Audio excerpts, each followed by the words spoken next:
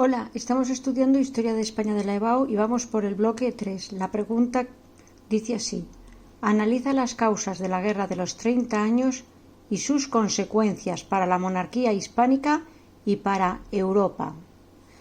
Durante el reinado de Felipe IV, de 1621 a 1665, su valido, el conde duque de Olivares, este es Felipe IV a caballo, y este es el conde duque de Olivares, su valido, que viene a ser como su primer ministro, el que ejercía las funciones de gobierno.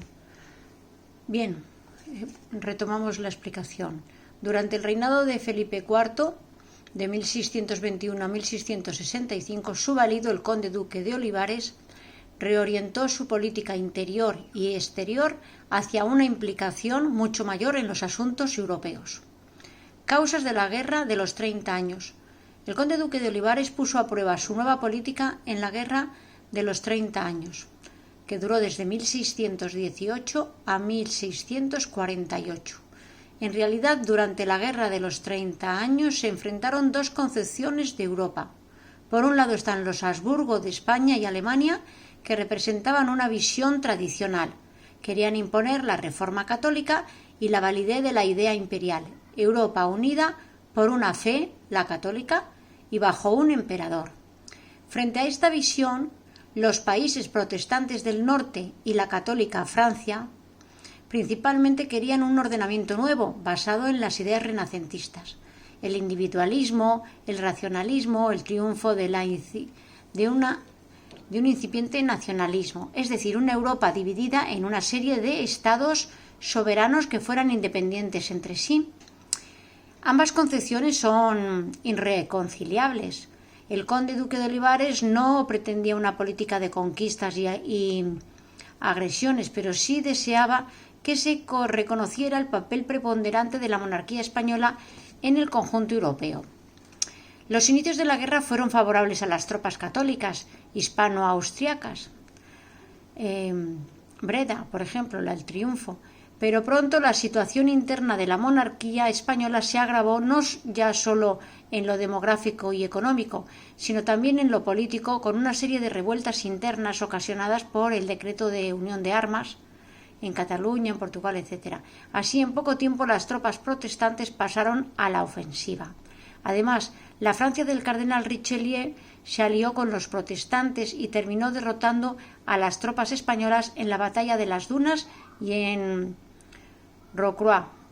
Las consecuencias de la Guerra de los 30 años son: la Guerra de los 30 años acabó finalmente con la Paz de Westfalia en 1648, que tuvo para España dos consecuencias importantes. Por un lado, el reconocimiento de la independencia definitiva de las Provincias Unidas, o sea, Holanda, aunque los Países Bajos católicos siguieron bajo la dominación de la monarquía española. Y por otro lado, la pérdida de la hegemonía en Europa. En su lugar, Francia se erigió como la nueva potencia europea. España continuó la guerra en solitario contra Francia hasta la Paz de los Pirineos en 1659, que confirmó el declive de la monarquía hispánica y supuso la cesión a Francia del Rosellón y la Cerdeña, y que las mercancías francesas tuvieran paso libre en nuestro territorio. En conclusión, en Westfalia termina la contienda nacida en el siglo anterior con la Reforma luterana. Los protestantes adquieren definitivamente en sus estados completa soberanía. El ideal de Carlos I de una cristiandad unida ha muerto.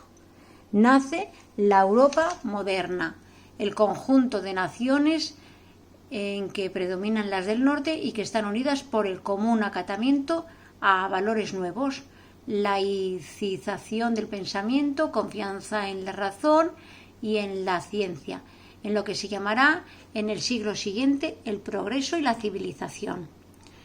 En los asuntos internos, el reinado de Felipe IV dejó arruinado el país en un estado de agotamiento económico y postración. Aquí concluye esta pregunta.